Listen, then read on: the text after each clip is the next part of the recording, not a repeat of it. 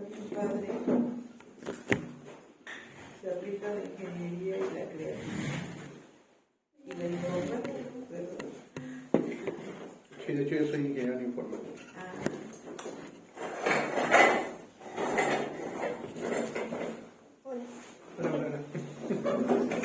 Acá hay más sillas, pues si gustan. Si yo calor, ¿verdad? Sí. ¿Te dio calor? Pero sí. ¿No se dio calor? Calor humano, yo creo. Sí. ¿Por tu trabajo? Yo tomo. No, es que también ella sintió calor. Ah, sí, me quité la... Le digo que yo también sentí calor. Sí, está bien desierto, ¿no? Pues a veces se levanta uno y hace un chorro de frío. O en la noche y ojalá. Y de repente... Y hoy no, pero dices, ay. Yo tengo el termostato de Yo siempre tengo. ¿Y acá cómo es? ¿Siempre tiene calor? Ahorita cambié. Antes sí. Antes sí. Ahorita no. Ya, por la energía. Y la grasa corporal que cambia. Cierto. Me gusta si quieres acá o acá. ¿Puedo apoderarse esta bolsa? No, nada de los bonitos. No, pero sería bueno para los bonitos. No te creas, no puedes tener así. Bien, vamos a empezar con la clase de hoy. Vamos a ver el trilladísimo tema del manejo de las emociones y sus paradigmas, ¿no? Paradigmas me refiero pues, a todo lo que se da con las emociones. La educación actual para los niños sí implica salud emocional. Sí implica enseñarle a los niños qué son estas expresiones de su ser y cómo se manifiestan en diferentes circunstancias de sus vidas y a lo largo de sus vidas. Cómo van a determinar su posición social, su pertenencia, su desempeño, su competitividad, su interacción social. O sea, las emociones tienen una trascendencia, magnánima en cualquier ser humano. He visto yo en mi campo sujetos, recuerdo un muchacho, me encanta recordarlo, se llamaba Denis, donde quiera que esté, espero que le esté yendo bien, claro, porque era buenísimo para todo. Yo trabajo todavía en Sorais, que es una clínica que está ahí en Soledad. Me están grabando una, bueno, este muchacho, por ejemplo, era bueno para todo. O sea, tú le preguntabas algo psicoeducativo y lo memorizaba. Las etapas, no sé, del modelo transteórico de adicciones, ¿no? Por ejemplo, que precontemplación, contemplación, se la sabía. Ponías a hacer un ejercicio y era el primero. A redactar, redactaba muy bien. Situaciones de la vida lo hacía bien. ¿Tú lo conociste? ¿No lo conociste? Sí. Interacción social, era el líder. O sea, lo veías interactuar con los otros muchachos y era el líder. En ese tiempo había muchachas y era el más encantador para las muchachitas. Había estudiado algunas artes marciales o si era bueno. Y entonces yo me preguntaba, ¿qué fracasa? O sea, ¿qué pasa? Este muchacho lo tiene todo, o sea, es popular, es inteligente, tiene personalidad, sabe pelear, es seductor, es carismático. ¿Qué pasa? Pues pasa que sale y no tiene control de sí mismo. Pasa que sale de su proceso de rehabilitación y no tiene dominio de sus impulsos, no tiene dominio de cómo procesar la hostilidad, de cómo sentir el vacío o cierto nivel de tristeza por enfrentarte al mundo ya sin el efecto de una droga. Pasa que no puede o no se ha permitido resolver la interacción con su familia y le ganan situaciones de este tipo como la ira. Entonces tú lo veías reincidir y decías, ¿cómo puede ser esto? Sí, era una cosa maravillosa interactuar con él. Son verdaderas piedras en bruto. Son verdaderas personalidades confundidas, o sea, son genios confundidos. Porque a mí me encantaba interactuar con este muchacho. Yo sentía que si podía dominar esto, dominar otras, o sea, tenía un dominio allá afuera. Y entonces, a eso me refiero con que son cruciales. Y estos ejemplos me los he encontrado muchísimo allá afuera. O sea, personas de buen coeficiente intelectual, de buenas habilidades sociales, que terminan recluidos o en procesos de rehabilitación por no tener un dominio. Gente muy creativa, gente pues con muchas habilidades. Entonces sí es importante, ¿no? Nunca tuvieron educación emocional y por supuesto que sus padres tampoco recibieron educación emocional, por eso lo proyectan. No hubo ahí, porque a nosotros pues no nos enseñaron, a mí ya no me tocó. No sé si a ti, Marco, en la primaria te tocó manejo de las emociones o algo. Tal vez a los muchachos ahorita, no sé. Sí, ya se les da, pero las maestras consideran este libro como de relleno. Todavía no tiene algo. Todavía. O sea, todavía no hay una posibilidad. No, de es que, tomarlo en serio. vamos, sí para el niño, sí para el padre, pero no para el docente. Entonces es el que hace el engranaje. O sea, que todos gestionen sus emociones menos El docente. El que debe dar el ejemplo. Bueno, no es que deba, pero es lo más propicio. Sí, no, y nosotros también lo necesitamos esencialmente, o sea, mis primeras intervenciones aquí, yo tenía un paciente cero aquí, o sea, fue el primer paciente que entró y era mi colega inclusive, era un psicoterapeuta. Yo me acuerdo que tuve que lidiar mucho con eso, porque yo todavía no estaba como muy al 100 emocionalmente, también estaba pasando por un proceso.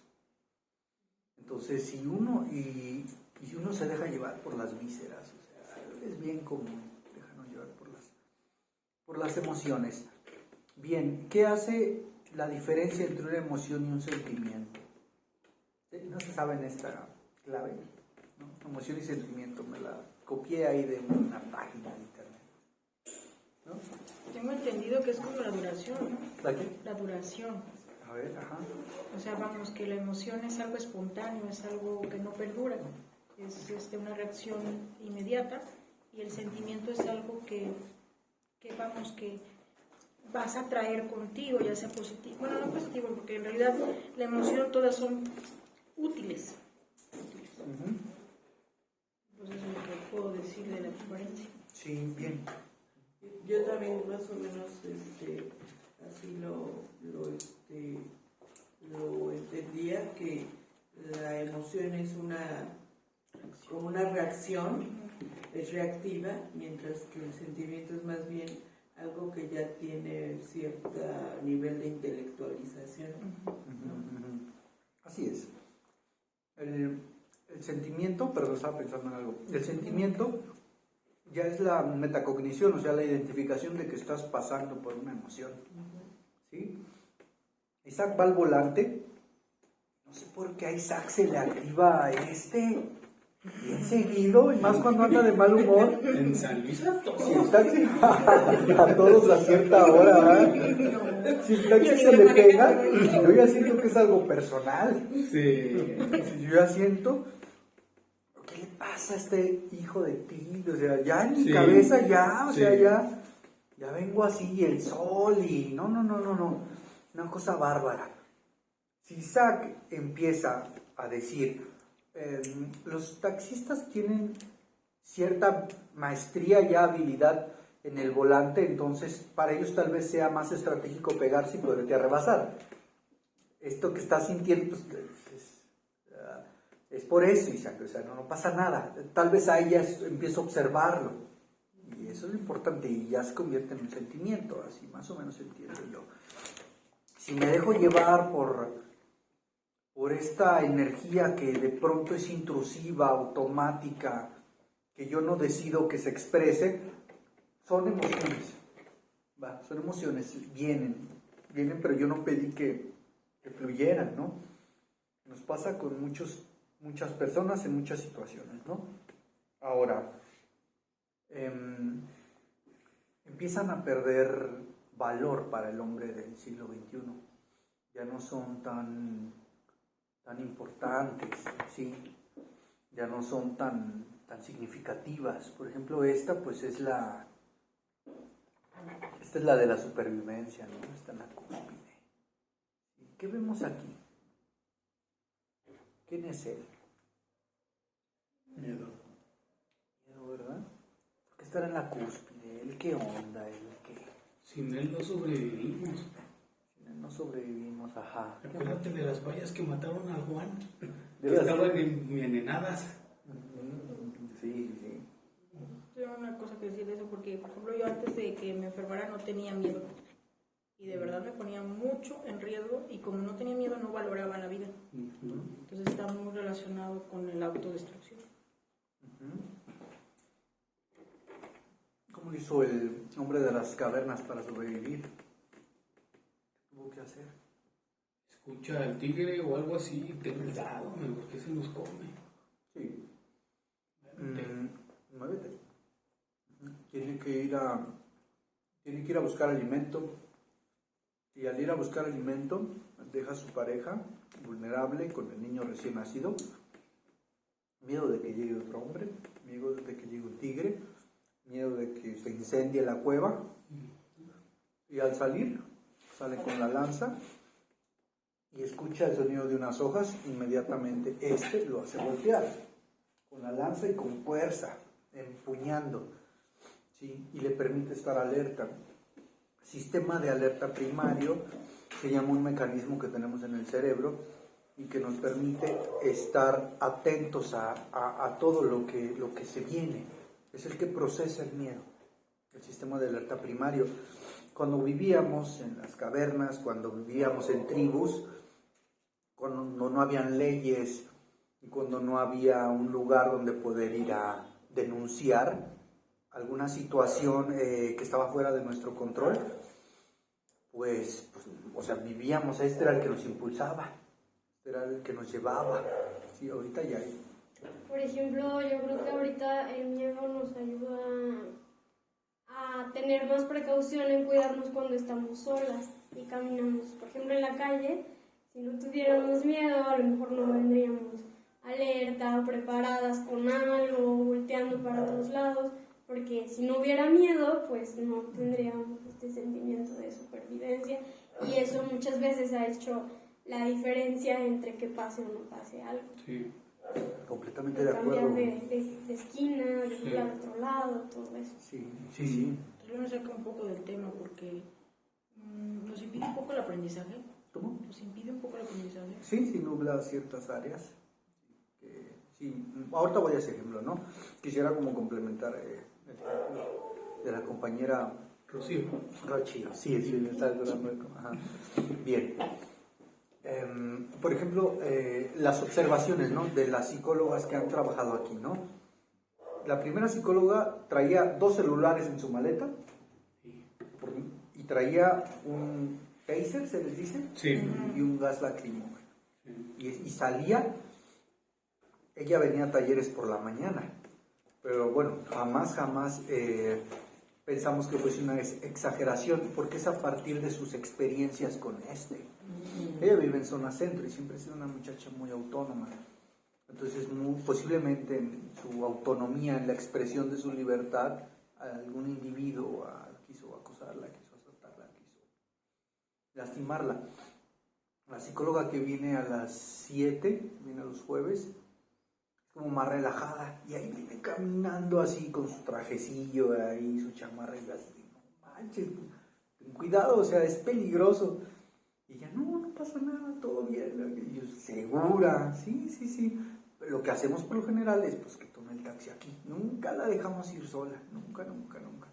Porque viene en la tarde. Otra maestra que venía en la mañana, igual muy relajada en su bicicleta, pero tuvo una experiencia, la asaltaron. Se activó todo el sistema de alerta primario. Bien, entonces es bien respetable lo que le pasa. Sí, a mí me asaltaron de niño, pero ya no me han vuelto a asaltar. Hace mucho que no. Estaba de niño, creo que lo pude superar, pero bueno, me imagino que es una situación ahí muy difícil. La otra vez iba a chocar porque salió un camión y cada que salgo ahora en el coche me da miedo luego los coches que salen así. No, es por el sistema de alerta primaria que está activado. Bien, bueno, miedo. Irrigación de la sangre, a extensiones del cuerpo. Bien, miedo, sistema de alerta primario. Nos permite tomar decisiones rápidos. El cerebro procesa en negativo porque a partir de eso toma decisiones, ¿sí? Y procesa negativo porque está activado, ¿sí? No sé, ¿qué pasa? ¿Qué es lo peor que puede pasar si salgo ahorita a tomar un taxi, no? La mente procesa negativo para tomar múltiples decisiones, entonces tiene funciones importantes, hace una valoración del peligro, el miedo, ¿sí? Si, no sé, si escucho que hay una situación allá afuera, que están gritando, puede decir, de seguro es un paciente que está inconforme, ya viene aquí a confrontarnos, ¿no? Pero luego puedo irme a asomar y tal vez es el vecino que está discutiendo con su pareja y disminuye, pero tengo que hacer un proceso de valoración, a eso me lleva. Ahora, Rocío mencionó una situación importante. Hay un miedo racional, claro, ¿sí? En las situaciones de las mujeres aquí en San Luis y en otros estados y en el mundo en general, es que están viviendo un proceso de riesgo, de vulnerabilidad, de peligro, y que ellas mismas están acompañadas de un hombre o buscan sus estrategias para ser respetadas, cuidar su integridad. Bien, vamos al miedo racional y al miedo irracional. Esto es un miedo completamente racional. Esto es algo que realmente es. Me cambio de calle, traigo un taser, no sé, mil cosas. Y es que, por ejemplo, o sea, justo lo que decían de la funcionalidad del miedo, puede, justo al ver 4 hombres solos que te quieren acercar, si no tienes miedo y te quedas y sigues caminando por la misma calle, pero si dices, esto no suena bien, o ves ciertas cosas, te quitas, y eso es gracias al miedo, porque si ahora no pasa nada, estás súper en peligro, nada te indica alerta, muévete de ahí, quítate. Sí, bien. ¿Cómo? A mí no me funciona. Vamos a A mí ver. me han salvado de muchas. No, es que de verdad, yo creo que he tenido muchos problemas con mi cerebro porque no empatizaba ni tenía miedo. Y todavía no tengo miedos como esos. Bien, quería tocar ese punto, son múltiples las situaciones que pueden hacer que un ser humano tenga un umbral bajo de miedo. Yo me voy a ir a los que conozco, ¿no? En las adicciones, muchas de las veces por estar expuesto a tantas situaciones, ¿qué es lo que yo domino, no? ¿Qué es lo que más conocemos? Yo platicaba con la psicóloga hace un tiempo y ella me decía, no, Isaac, si yo trajera poquita hierba así en la bolsa y saliera a la calle, me daría muchísimo miedo porque traigo algo ilegal, traigo algo que no es que no es bueno. Si veo un policía voy a sudar. Igual yo, Isaac, se lo platicaba porque le hablaba luego de que algunos pacientes me hablaban de unas cosas así. Tenía un paciente que, por ejemplo, que me decía que iba a la estafeta por medio kilo de cristal. No te da miedo, o sea, si te agarran, te van a refundir en la cárcel. Pues no, pues es mucho dinero, ¿no? Es mucho dinero. Y no, me dan 500 pesos y así de... O sea, acaban de meter a la cárcel 15 años. Sí, bien, en los diagnósticos, por ejemplo, el trastorno antisocial de la personalidad, que son los criminales, los sociópatas, los psicópatas, pues ellos tienen un umbral nulo, mínimo de esta. Y, igual hay pacientes que me cuentan del refuego y yo de veras que me quedo así, en serio. Una vez uno me contó que le cayó un petardo aquí y que no tronó, que nomás hizo así. Que no tronó, yo así, o sea, te hubiera tronado, te hubiera explotado la cabeza. Sin cuello, güey. Sí, no manches. Y, o sea, tantas cosas que le cuentan a uno, pero ya con un umbral así. Y uno dice, no manches, o sea, qué cosas tan bárbaras, ¿no? Por ejemplo, los límites de la personalidad también tienen los umbrales muy, muy bajos de miedo. Entonces se meten en situaciones de riesgo. Y las personas límites, también para ellos pues, es peligroso, ¿sí? Porque no alcanzan a ver. O los deportes extremos, ¿no? Que entre menos seguridad tengas, a veces se siente como más chido. y busca uno, bueno, cierta persona busca como la adrenalina de decir, que quiero, porque me muero, si no lo siento una vez a la semana. Pero pero sería como una adicción, ¿no? El sentir la adrenalina. Sí. Sí, traer el sistema simpático activado ahí. Claro, es una adicción también, sí. Bien, giramos, ¿no? Giramos en torno a y es importante para nosotros. Ahora, hay miedos irracionales también, ¿verdad? Hay situaciones que ya son muy propias, muy personales. Yo no sé si sea racional o irracional, pero bien, yo tengo la bici en mi casa y no le ponemos candado. Y siempre estoy regañando a Denise, ponle el candado, vives en la ciudad. Ella creció en un pueblo, pues allá la gente deja sus cosas ahí, ¿no? Y no pasa nada. Es decir, pon el candado, un día no va a aparecer la bici. Sí, perdón. Pero a mí me da mucho miedo llegar y no ver el candado, no ver la bicicleta un día. No sé si es un miedo racional o irracional, pero rosa, ¿no? Rosa. Bien, hay pacientes que, por ejemplo, hay madres de familia o padres de familia que tienen mucho miedo de que sus muchachos salgan y ya estén hablando con un sujeto en la esquina. Se empapan de un miedo así de ya le está invitando a que vayan a un lugar a drogarse, porque hay un miedo irracional que debe de ser observado, debe de haber una intervención, debe el familiar y también el paciente llevar a cabo un proceso para trabajar y su sistema de alerta primario, ¿sí? Y debe de haber un ejercicio para niveles de ansiedad, de cortisol, de situaciones de ese tipo. ¿Por qué lo menciono? Porque es la puerta. Así, como es de maravilloso, los empresarios dicen que todo lo que se mueve en el mercado es por Y las mujeres tienen miedo a no ser bonitas, por lo tanto, comprar maquillaje. Los hombres tienen miedo a no ser varoniles y por eso compramos camisas y zapatos y rastrillos, ¿verdad?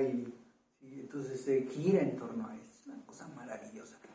Pero si no hay un control, ¿sí? Es la puerta a todos los trastornos de ansiedad. Perdón, quería hacer un comentario. Sí. Si puedo, ya lo he mencionado varias veces, pero algunos economistas mencionan que el propio sistema económico en el que vivimos está basado en el miedo. Es básicamente el miedo al hambre, ¿no? Después de la gran crisis de los 30, y se crea socialmente un miedo colectivo al hambre, y entonces se genera todo un sistema económico. Y es muy interesante, ¿no? Pero sí, excelente como referencia. los que gastan más es como más a la pertenencia, ¿no?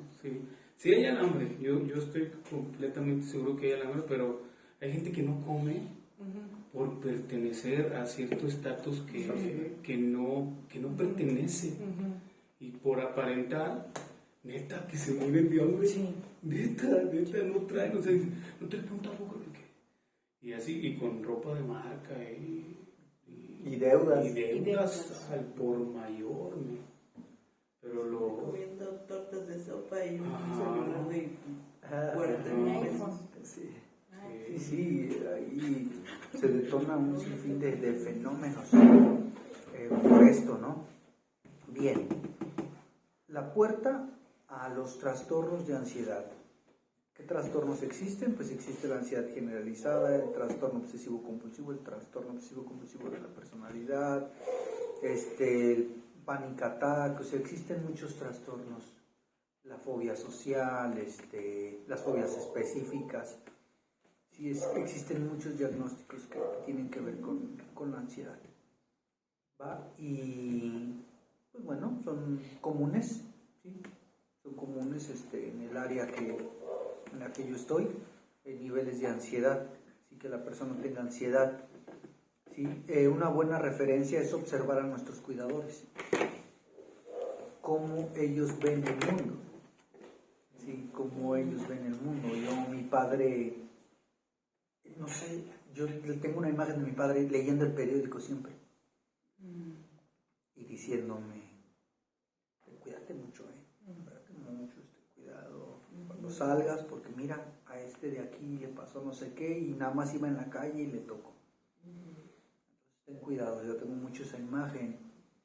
Se da mucho en el consumo de sustancias, para nivelar ciertos niveles de estrés, de ansiedad. La gente recurre al consumo de alcohol, de marihuana, de algún tipo de sustancia. Pero bueno, quiero escucharlos a ustedes. ¿Cómo viven ¿Qué representa sí, el miedito ahí? Sí, ¿cómo lo procesan, no? ¿Quién quiere empezar? ¿Papa caliente o quién quiere empezar? Papa caliente. Sí, a ver, papa caliente. Se quemó. Ahí está el miedo.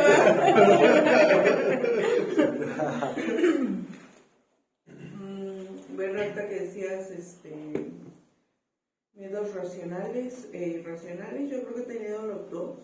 Me acuerdo mucho, me acuerdo de mi papá diciéndome, no prendas el boiler porque te vas a quemar. Y muchos de ese tipo de referencias con respecto a mi papá diciéndome, no hagas esto porque te va a suceder esto, ¿no? Entonces era así como que, y ya me espantaba yo, ¿no? Ya sin saber qué, ¿no? Nada más era. Pero también el ir sintiendo, pensando o experimentando, yo misma experimenté en mi adolescencia, juventud, alguna etapa de miedo irracional en donde por alguna razón me dio miedo que alguien se metiera a mi caso, que me hiciera daño. Nunca experimenté algún tipo de agresión ya hasta después, por parte, por ejemplo, de una persona que me tocara o que me lastimara, pero había un miedo, ¿no? Ahí. Entonces, a veces incluso abría la puerta, también me pasó cuando llegué aquí a San Luis, porque bueno, pues es un cambio de entorno, ¿no? Y a veces abría la puerta, abría el zaguán y veía que pasaba alguien y me asustaba, ¿no? Hasta que un día me dijo mi tía, cálmate, y ya, pues sí, también me puedo calmar. Y entonces fue como empezar a trabajar, oye, esto que estás sintiendo, pues tu propia familia te está diciendo que no es algo razonable, ¿no? Entonces, y ya después, con experiencias que vas teniendo, por ejemplo, como mujer y demás, vas diciendo esto sí, esto no. Con él tuvimos una experiencia también. Cuando llegué aquí, era así de rápido en el lugar donde vivimos, porque yo lo veía muy oscuro, ¿no? Y me daba miedo. Ya después no es que me fuera relajando, pero uno va observando, ¿no? Uno se va familiarizando con el entorno y demás, y fue bajando como el nivel de estrés, pero sí por miedo. En mi ciudad fui cambiando, justo por lo que decías, cambiando de ciertas cosas, ¿no? Limitando salida, limitando horarios, limitando ciertas cosas, tomando ciertas estrategias, y es triste también, ¿no? Porque dices, ya no quiero salir a andar en bicicleta en el parque donde iba todos los días, porque, ¿no? O ya no quiero hacer esto porque, ¿no? O ya no puedo hacer esto porque, y es como muy cansado, y uno va como también pensando o intelectualizando qué se hace cuando se tiene una, ¿cómo dijiste que era? Una ¿Ansiedad? Miedo razonable. no, ¿Sistema de alerta? ajá, pero ¿Valoración del peligro? ¿Qué será? valoración de peligro, sí, cuando el sistema de alerta está siempre activado, ¿no? Cuando es algo que está activado constantemente. Cuando o sea, cuando la emoción está constantemente activada y sobreactivada por situaciones concretas muy reales, ¿no? En el caso, por ejemplo, de las mujeres y de las vivencias en mi ciudad y en esta también, ¿no? Y en muchos lugares. Entonces, ¿qué sucede, no? ¿Qué hacemos, por ejemplo, las mujeres cuando esto está activado siempre, todo el tiempo y por múltiples razones, ¿no? Entonces, yo creo que en particular las mujeres tenemos que empezar a trabajar esto de una manera muy, muy concreta para poderlo manejar y para poder equilibrar, pero no solamente equilibrar, sino dimensionar para no caer en la irracionalidad, ¿no? Pero que tampoco pensemos que lo que nosotros estamos viviendo es algo irracional, ¿no? O sea, tener aquí pero sí el reconocimiento de que no es una, sino una serie o un permanente estado de alerta por la situación de violencia que vivimos actualmente las mujeres y que está ahí, ¿no? Y que hay que reconocerlo, pero cómo lo hacemos, cómo lo gestionamos, cómo lo trabajamos. Muy bien. Sí, porque, por ejemplo, si ya has vivido una experiencia de acoso, de abuso o una mala experiencia en general en la calle, si vas por el centro y ves a una persona en la esquina ahí como desaliñada y que nomás está viendo para todos lados sin nada que hacer, pues efectivamente el sistema de alerta primario y sistema simpático se activan. Y lógicamente le va a mandar una señal al cerebro y a la amígdala y o ataco o huyo o qué hago o me quedo paralizada. Y eso va a ser una segregación de diferentes neurotransmisores, la adrenalina, el cortisol, ¿no? O sea, ¿cuál es el efecto físico del cortisol en tu cuerpo, de la adrenalina? O sea, eso es algo que también tenemos que aprender uno a comprender y otro a manejar, ¿no? Sí, porque el sistema autónomo, pues como lo dice la palabra, no es autónomo y lo va a hacer en automático. O sea, y ahí vas tú con todos los neurotransmisores ahí moviéndose cuando tal vez era un señor que estaba esperando a su hija. Sí. No, o a alguien estaba esperando el autobús, ¿no? Pero uno, por la amígdala y las experiencias, pasa, ¿no? Sí. Entonces, sí creo que sí es bueno lo que dijiste ahorita, una red de apoyo. O eso entendí. Con otras mujeres, poderlo dialogar, con mi pareja. Pero también entender a nivel químico, ¿no? ¿Qué es lo que sucede y cuáles podrían ser las enfermedades que pueden generar un exceso de cortisol, que pueden generar todo esto por esa situación en concreto, y tampoco sentirnos mal porque estamos enfermas o porque lo que sea, ¿no? La red de apoyo creo que es importante. Sí, gracias. ¿Sí? ¿Quién más? ¿Quién te gustaría que participara? Sam. Sam, ¿cómo vives el miedo? Pues mi experiencia con el miedo ha sido en varios aspectos. Una que tengo muy presente es cuando empecé, bueno, que llegué aquí a San Luis, en un pueblo, y era muy confiado, o sea, de que pues no pasa nada, ¿no? Pues, y nunca me pasaba nada. Aparte, en ese tiempo, pues yo estaba muy involucrado como que con el alcohol y todo, y las fiestas, entonces con las personas que yo me juntaba, me relacionaba, pues siempre estábamos como que en las motos y así en lugares bien feos, o sea, alejados de unas orillas y todo. Y a veces me tocaba que andaba caminando, o sea, eran 6 de la mañana o así, y yo buscando un taxi, ¿no? Claro, con respecto del alcohol también, nada aparte. Y andaba así, o sea, y como si nada, iba caminando yo solo, buscando un taxi.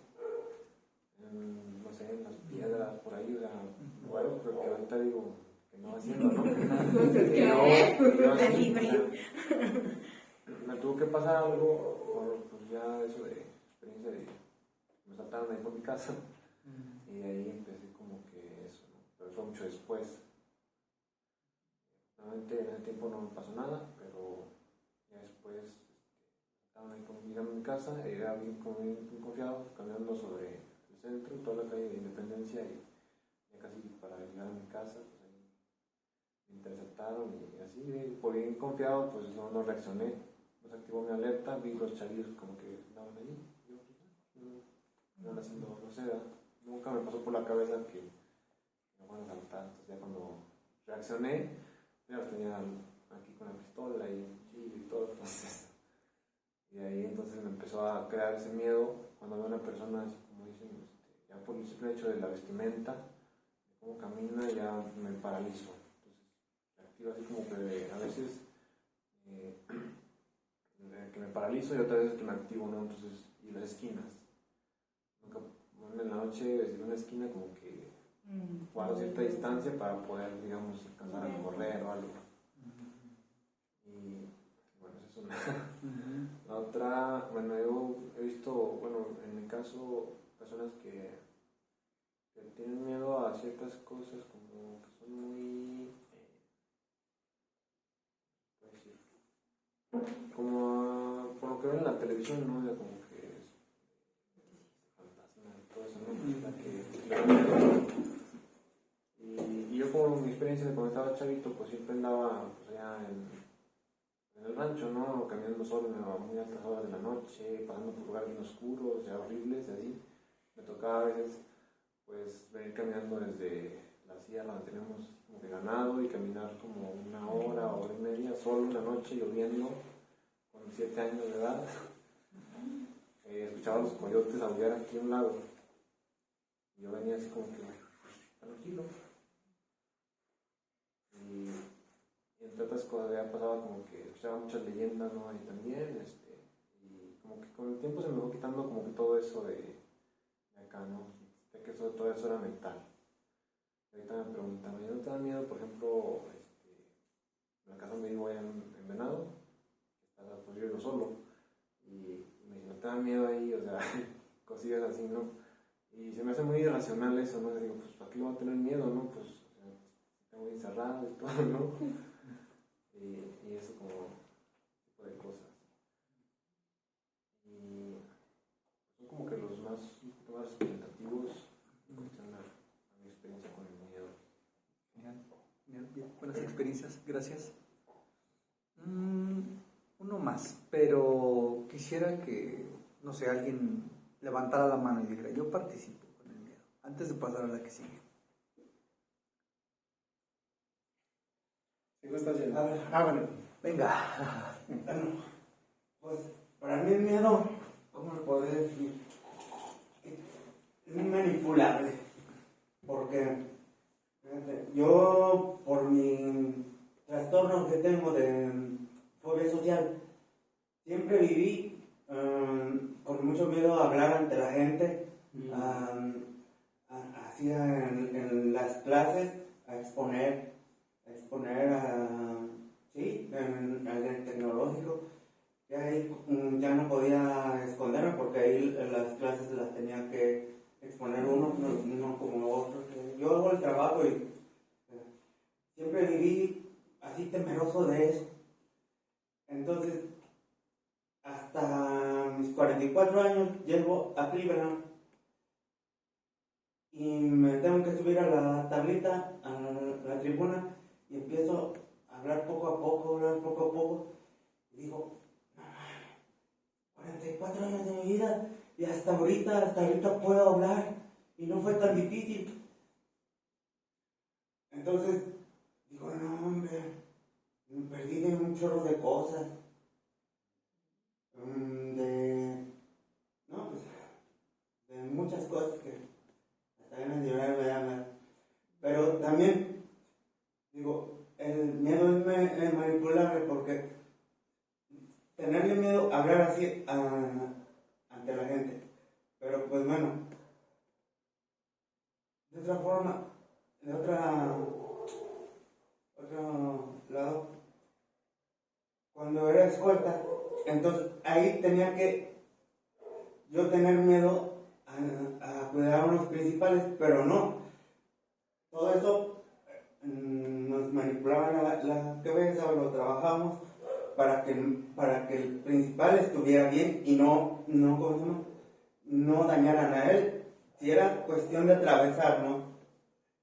Y cubrir al principal. Entonces, era eso, no tener miedo. Por eso manipular el miedo. Y ahorita, bueno, voy a ser vulnerable. Ahorita me da miedo lo incapacitado que estoy. Me da miedo que el miércoles que tenga la cita con el doctor Torres, me diga algo malo de la pierna o de la espalda. El miedo que se siente, pues no sé, las personas que a lo mejor padecen esto y están en la calle, como yo también ya, por mi alcoholismo, por eso, mis familiares, o bueno, yo mismo me gané que andar en la calle, perder todo y andar en la calle y vivir así, y ahora no me puedo ver, o me pongo los pies de esas personas, ¿no? Y sí, he sentido miedo de quedar así, miedo de volver a la calle, miedo de no tener otra vez mi trabajo, miedo de no traer dinero y pues andar ahí en la calle, ¿no? Y pues son esos tipos de miedo así que se me vienen ahorita a la cabeza, que tienen que ver con lo racional y pues bueno, nada más eso. Genial, excelente punto de vista también. Gracias. Más por la experiencia que el hombre tiene el poder de dominar o de manipular el miedo, y que también el hombre puede dejarse llevar por sus pensamientos, ¿no? Está bueno. Gracias. Vamos a pasar a otra emoción, ¿va? Todavía hay más. Gracias Samuel. Todavía hay cosas interesantes que revisar antes de cerrar esta sesión. Se nos va rápido el tiempo, entonces vamos a ver cuánto abarcamos. La verdad se va rápido, ¿verdad? Ahorita vamos a empezar por las que son como Las más angustiantes. Sí. Ay, sí. La sata. La tristeza, esta situación común, de la naturaleza humana, esta situación que todos hemos experimentado en diferentes porcentajes. Bien, yo no crecí con mis abuelos, entonces no sé lo que significa tener un abuelo. Sin embargo, mi esposa, que se murió su abuelito hace como 3 años, lloraba y lloraba, y porque lo consideraba un padre, y yo decía,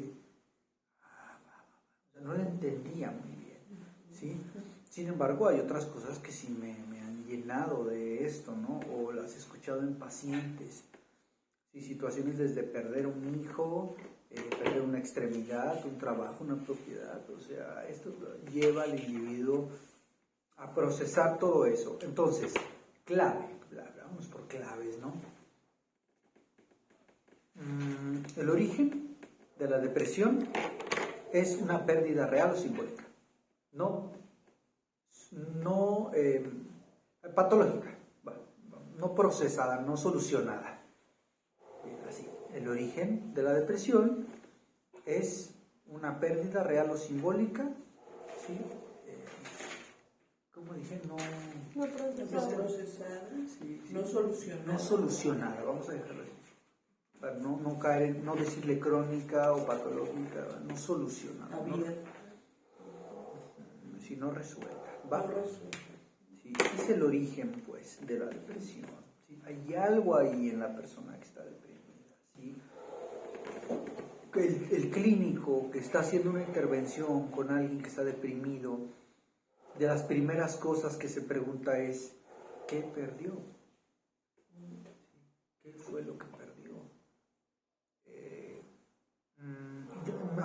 El primer ejemplo que se me viene es con una paciente que había subido de peso, que por el DIU su cuerpo se había cambiado. Entonces, por ejemplo, ya no estaba físicamente igual, entonces entró en depresión. ¿Sí? Y es algo simbólico porque ella podría regresar a su peso, ¿no? Pero estaba en una fuerte depresión. Entonces, bien, ¿cuáles son las acciones de este tipo? No hay energía en la tristeza. Tenemos una necesidad de estar solos. ¿Y por qué? Porque en el pasado, cuando se dio la evolución del individuo, lo que pasaba cuando alguien perdía algo era que tenía poca energía. Pues la poca energía que tenía, prefería aislarse y conservarla, no gastarla en el diálogo, no gastarla en la interacción, sino eso poco que tenía, cuidarlo, esa poca energía. Entonces, por eso en la actualidad una persona triste se aísla, porque lo que está haciendo es conservar su energía. Bien, eso se dice en la teoría. Bien, y bueno, todos en algún momento hemos pasado por alguna tristeza. Todos en algún momento hemos perdido algo. Yo, ¿cómo me dolió cuando perdí mi lab? Porque estaba haciendo ya la titulación. Se perdió. Y yo decidí, no lo pude, tardé en procesar. Sí. Cuando se murió mi primera perrita que tenía, me acuerdo mucho de esa ocasión. Les digo, yo puedo decir cosas como muy simples, pero pues es mi propia tristeza, ¿no? Y me gustaría escuchar de ustedes, ¿no? Pobre perrita, no sé qué comió y se murió. Yo tenía 9 años y ahí está mi mamá comprándome un juego de Nintendo para que me contente. Pero me dolió. Yo me acuerdo de ver a Isaac en la cama así, el domingo a las 6, sintiendo algo así real, porque la perrita pues tenía muchos años con nosotros. Entonces, dolor. Yo me acuerdo que en diciembre me ponía muy triste porque me entraba miedo de que mi mamá se iba a morir. Así, todos contentos y yo así, triste. Y mi mamá decía, ¿qué tienes? Me agarraba a llorar, es que tengo miedo de que te mueras. ¿Sí? Todos hemos pasado por una situación. ¿Va? Bien, quiero escuchar sus ejemplos. Nada más cierro con lo siguiente. Las características de la depresión son 2. ¿Sí? Falta ánimo triste, ¿sí? Y una incapacidad por sentir placer. Eso es lo que caracteriza la depresión. El ánimo triste y la incapacidad de sentir placer por las cosas. De ahí pues se desatan otras situaciones como es la falta de voluntad. El individuo no tiene voluntad. Y de lo del placer pues se desencadena que el individuo no disfruta las cosas. Está la familia ahí motivando al joven adolescente que está pasando por este proceso tan duro de la adolescencia y eres joven, tienes vida, estás guapo, tienes a tus padres. El adolescente no entiende, está procesando que su novia lo cortó y está teniendo sus primeras experiencias, que sus amigos son carrillas o no sé, si no lo invitaron, exacto, que no entran en esos círculos de pertenencia. O sea, el adolescente puede pasar estos procesos de tristeza y pues nosotros no pasa nada, o sea, porque estamos ya grandes, ¿no? ¿Sí? Entonces, bien, ese es el origen, ¿no? Entonces, si alguien tiene un predominio por esta, tiene que ponerse a reflexionar, ¿sí? ¿Qué es aquello real o simbólico que he perdido y no he procesado? ¿Sí? ¿Qué es aquello que necesito, de lo cual necesito hablar con otros? Bien.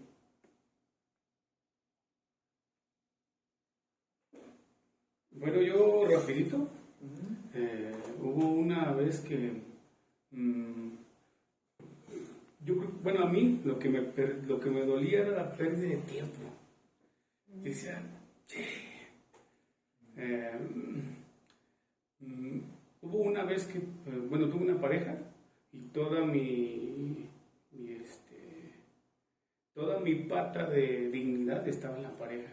Entonces, aunque iba a psicólogos y trabajaba conmigo, no, pues cuando, o sea, y aunque infravaloré mi dignidad permitiendo cosas con tal de que no se rompiera la relación, fue duro para mí decir, sí, me invertí 10 años. O sea, dije, o sea, no, la verdad es que no me dolía tanto. Simbólico, sí, vale, tiene mucho valor. No me dolía tanto como decir o sea, la pérdida, o decir, bueno, no voy a tener pareja, o sea, yo puedo vivir solo, bien. Ya después con un proceso terapéutico, o sea, no fue rápido. Pero a eso lo quiero unir, que iba a cumplir 20 años, tenía 19 años, tuve una crisis durísima de tristeza, ¿no? Porque me había metido con maestros pues, muy buenos en cierto tiempo. Yo a los 20 años yo creo que yo tenía pues ciertas capacidades, no era como un joven normal y me decepcioné de la vida, ¿has de creer? Dije, ¿para qué tanto tiempo en estos grupos, con esta gente, en este tiempo? Yo pude haber disfrutado viajando a los 20 años. Dije, voy a agarrar el carro y vámonos, ábrenme las puertas San Pedro. Pero, o sea, uno dice 20 años. O sea, ninguna otra crisis me orilló a tener un evento de suicidio, más que esa vez. O sea, y vuelvo a lo mismo, ¿no? Fue el tiempo, la dignidad, el decir cómo entregué tanto, con tanta intensidad a cierto grupo, 5 años de mi vida en misiones, 4 años estudiando, yéndome a Monterrey, trabajando como esclavo, porque me quería casar, ¿no? Y también tenía algo que ver con algo de pareja. Entonces tuve que entrar en un proceso terapéutico duro para que mi pata de sobrevivencia no fuera sobre la pareja y que también fuera con proyectos míos, que aunque pasara lo que pasara con la pareja, yo estuviera bien conmigo, estuviera en tranquilidad, en paz, y que la tristeza no me agobiara al grado de quitarme la vida, ¿no? Como sucedió a los 20 años. Eso me ha ayudado mucho a recordar al chiquillo triste por haber perdido tiempo, dignidad, esfuerzo, talento, recursos. Pero ya después uno dice, bueno, la experiencia, pero ya después, en ese tiempo no, ¿verdad? En ese tiempo no. Entonces, bueno, eso. Genial, porque igual puedes observarlo, ¿verdad?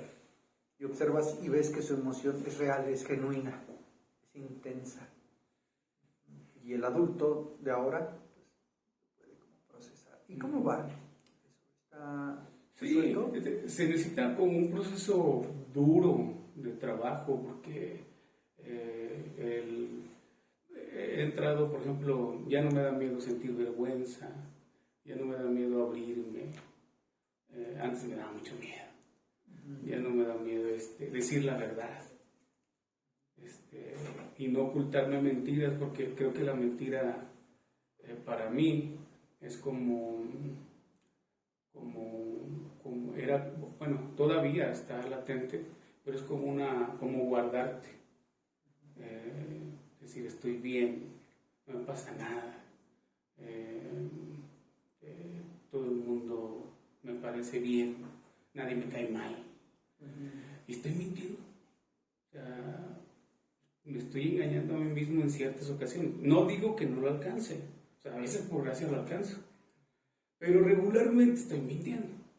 Regularmente estoy encajándome en una máscara y como ya no esa máscara, por ejemplo, ya no me la pongo, pues está bien chido, porque uno se siente ligero. No importa que uno haga el ridículo o pase vergüenzas con la familia, hablar, o sea, ustedes me van a ver con mi familia, les pueden preguntar a mi familia y decir, ese vato está loco, o sea, estamos en un diciembre y les digo, soy gay. Y le digo, no soy, pero si fuera qué. Entonces, no está bien tampoco jugar con la familia en ese sentido, pero a veces me paso de esa forma. Y aquí, en este espacio, se está forjando como un David distinto al que se forjaba en comunidades de fe.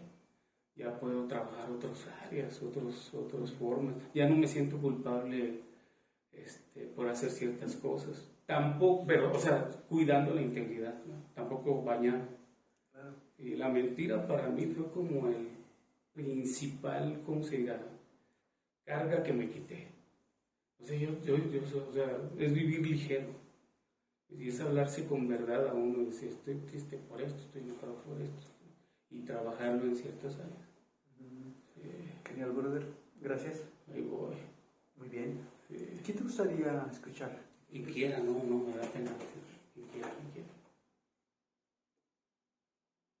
Tristeza. ¿Puedo decir una cosa? Sí. No, es que nada más es una. No, es que yo escondo mi tristeza con coraje. Escondía, pero eso lo hacía mucho. Ya no Y tanto. si ándale, y si pasa, pues que... No, pero es que creo que me estoy mintiendo, que es tristeza. Y yo digo, no, estoy enojada. O sea, incluso actuaba enojada. Varias de las cosas que estás diciendo de la depresión y todo, digo, creo que debería estar yo aquí adentro. Otra cosa que se me olvidó es que también en la depresión el enojo también es una expresión. Sí, definitivamente. Sí, entonces sí van de la mano. ¿Quieres mencionar un ejemplo? Bueno, es que lo que mencionaste, ¿no? De que uno tiene poca energía, sí, de verdad que, y todo me parecía implacentero a tal grado que yo no le encontraba un motivo a comer. O sea, las personas, yo que conozca, todo el mundo le gusta comer. A mí no me gustaba comer. O sea, de verdad me daban chocolate y yo se lo regalaba a mi hermano. Así de grave. O sea, sí tengo como que sube a trabajar. Ya. Gracias. Bueno, yo la tristeza tuve varias facetas y todavía las tengo.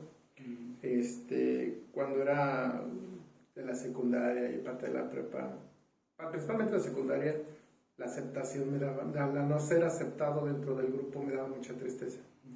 Y la manera en que la trabajé fue, pues, analizar a los populares y pues trabajarlo. Y bueno, esa fue una parte de la juventud. Y también el que comentaban tú, Isaac, de que a veces está la familia muy contenta y no está así. Ajá, sí. Triste. Realmente hay ocasiones en las que me pasa todavía, no lo digo, me pasa así, con sus cosas. La verdad. Y pues una de las tristezas que más fuerte tuve fue hace 4 años. Fue la pérdida de mis sobrinas, que para mí eran mis hijas. La tristeza es de que estás con ellas, tienes todos los medios, no puedes.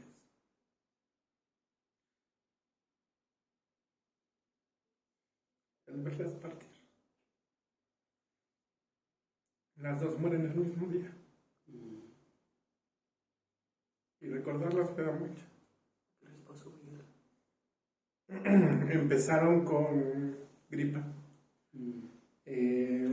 Empezó primero la más chica. Bueno, la mayor sería Paloma.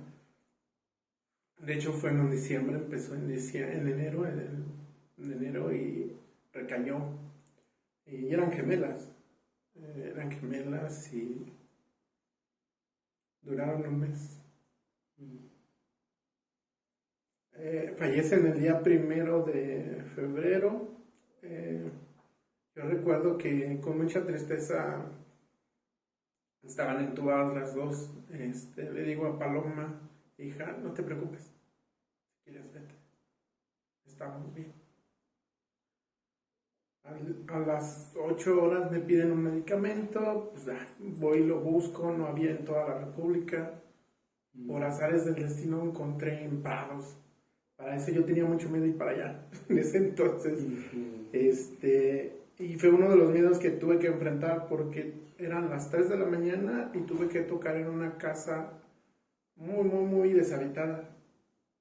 Hasta miedo, el miedo lo perdí porque me decían es que por allí te pueden robar, entonces no importaba, allí perdí la noción.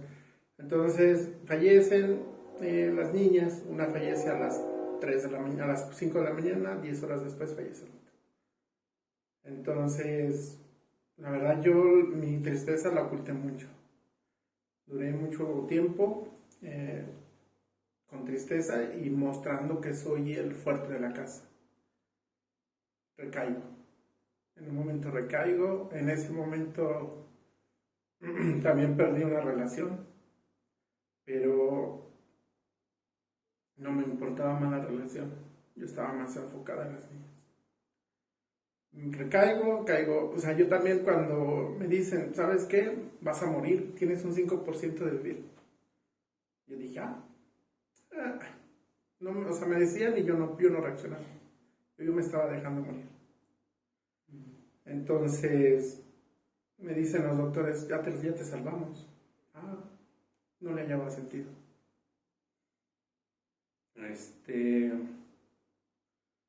Inclusive uno de mis mayores miedos fue venir a este grupo, la verdad.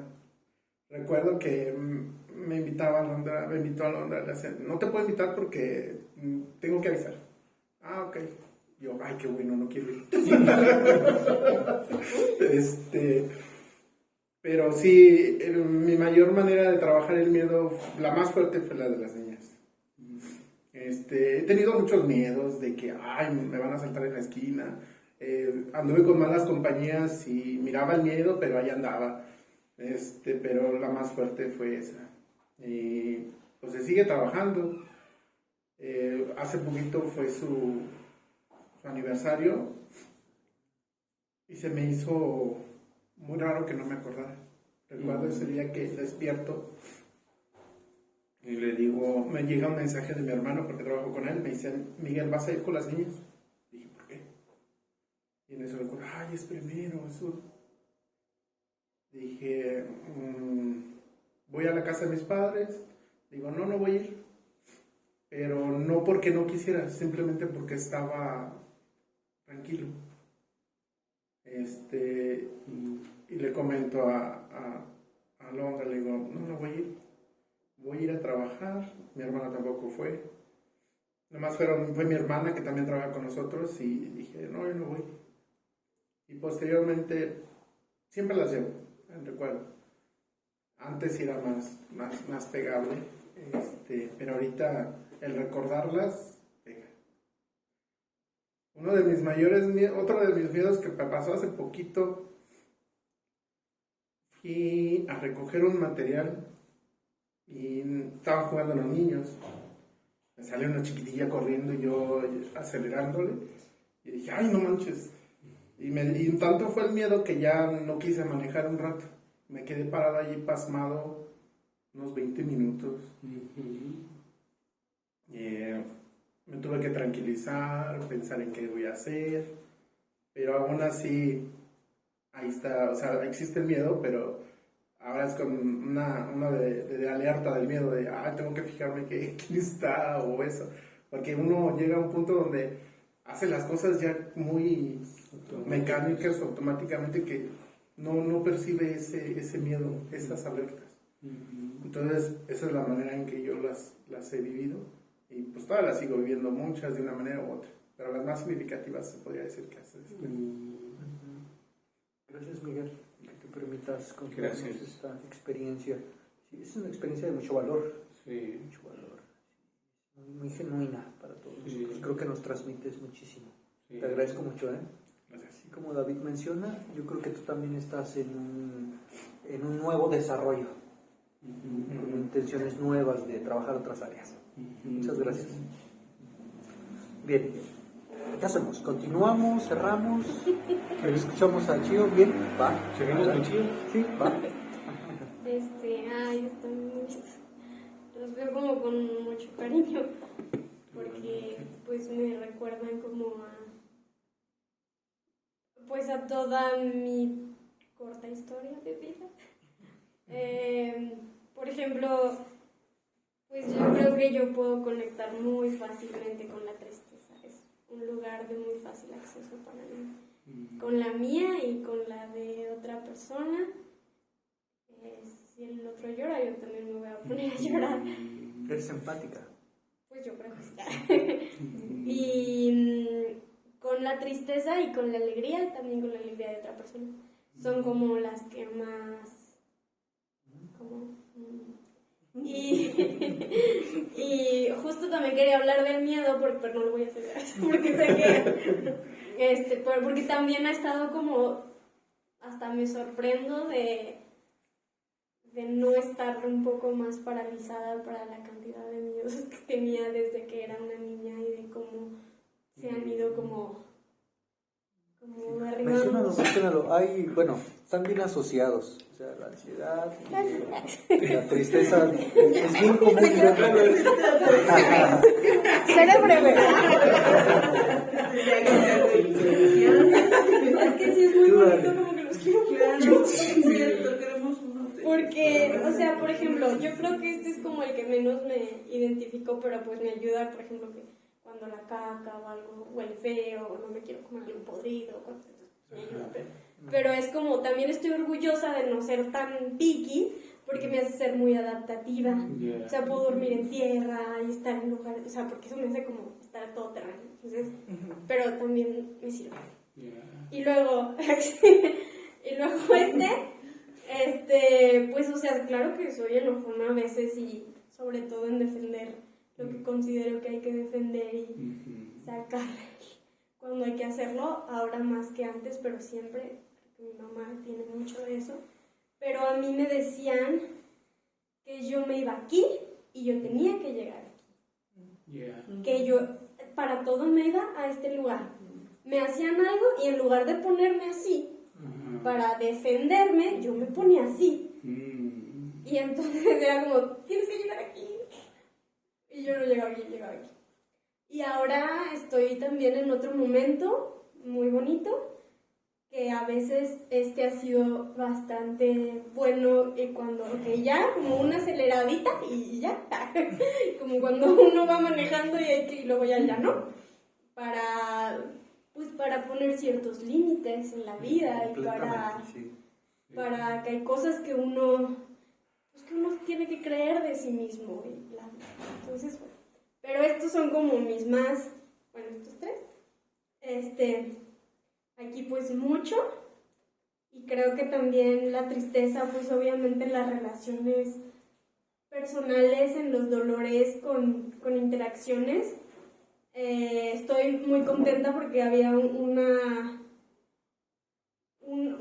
interacción del 2020 que me dolía y era dolor, no era enojo, no era rabia, era mucho dolor. Y me dolía tocar la fibra y tocar el tema y ver a esa persona, pero ahí poco a poco cada vez duele un poquito menos y se va transformando en, bueno, a veces así son las cosas y ya está. Entonces, pues también la quiero mucho. Y luego pues yo tenía como miles de miedos porque yo me acuerdo que de niña me daba mucho miedo la Ciudad de México por todas las noticias que decían y los secuestros y todo, y entonces cuando teníamos que ir a la Ciudad de México, a una niña le dolía la cabeza y eso se me hace como tan raro y tan feo, tan triste, dolor de cabeza y yo no dejaba de rezar y de rezar y de rezar. Y hasta después le perdí el miedo a la Ciudad de México. En los 18 ya me movía en el metro con mis amigas, o sea, he ido desbloqueando los niveles. Tenía miedos miedo a bajar, miedo a la oscuridad, pero poco a poco han sido como, y ahora pues estos de las calles que me ayudan que sí me han salvado de muchas, o sea, cuando alguien te está siguiendo, cuando ves cosas muy sospechosas. Una vez, a lo mejor los miedos también, me acuerdo una vez que estaba en el camión y entraron 2 personas que se veía muy clarito, como que, ay, estos me pueden saltar, no a mí, sino al camión. Me bajé y creo que fue como más de miedo porque me quedé en una zona como súper... Y dije, ¡ay! ¡Ya no me quiero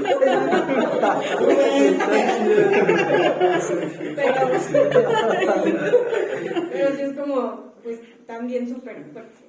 Se hace como correr, y luego, pues, pues últimamente estoy más así. O sea, por ejemplo, a veces lloro y está bonito, porque pues me limpia, porque lo siento, porque lo valido, porque lo valoro, está bien, le doy su tiempo, ¿no? Le doy su importancia. Esto te duele, bueno, a veces hay cosas que duelen, tómate un tecito, duérmete un ratito y a lo mejor te sientes mejor, pero velo, míralo, atiéndelo. Entonces, entonces, pero cuando no, es como generalmente, o sea, estoy muy feliz en mi trabajo, con mi familia, con mis amigos, entonces generalmente soy esta, pero atrás de está como mi hermanita. Y está así como esta. Y está aquí atrás haciéndole como frente. Y esta y así. Me encanta la manera en la que distribuye su ser, así todo su mundo interior. Sí, creo que se presta a que los demás, no sé, en la siguiente sesión podamos también hacer ese ejercicio así, ¿no? Está bueno, muy concreto. Sí, gracias. Bien, ¿cerramos con esto? Sí. Muchas gracias. Gracias.